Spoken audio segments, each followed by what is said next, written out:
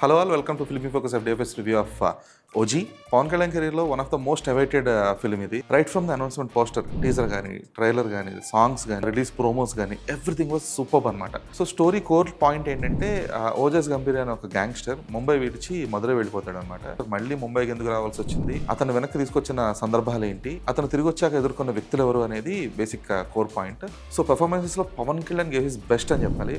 So అతని styling కానీ, లేదంటే అతని యాటిట్యూడ్ కానీ, అంటే స్పెసిఫిక్ గా సెకండ్ హాఫ్ లో వచ్చే ఒక పోలీస్ స్టేషన్ సీక్వెన్స్ ఉంటుంది, చాలా ఫ్రీ ఫ్లో, అంటే literally Pawan Kalyan is not acting, his just behaving. So ఆ సీక్వెన్స్ కోసం అయినా సరే సినిమాలో 2-3 సార్లు చూడొచ్చేమో అన్న కైండ్ ఆఫ్ అంత ఆర్గానిక్ గా, అంత బ్యూటిఫుల్ గా సీన్ వర్కౌట్ అయింది. పవన్ కళ్యాణ్ తర్వాత షైన్ అని ఇంకో character artist Shreya Reddy. So పొగరులో ఏ కైండ్ ఆఫ్ పెర్ఫార్మెన్స్ అయితే ఉండిందో దానికి డబల్ ఉంటుంది. అండ్ టెక్నికల్ గా వస్తే తమని సినిమాకి సెకండ్ హీరో అని చెప్పాలి. అండ్ ఏదైతే సీక్వెన్సెస్ కి నీడ్స్ అ ప్రాపర్ ఎలివేషన్ అనుకుంటామో that's where he raises the bar అనమాట. సినిమాటోగ్రఫీ కానీ, కాస్ట్యూమ్ డిజైనింగ్ వర్క్ కానీ, డిఐ కానీ excellent and terrific work. And రీసెంట్గా వచ్చిన ఫిల్మ్స్ ప్రొడక్షన్ వైజ్ ఎంత వీక్ ఉన్నాయో కూడా చూస్తున్నాము. Pawan Kalyan career best work technically is OG అని హ్యాపీగా చెప్పొచ్చు.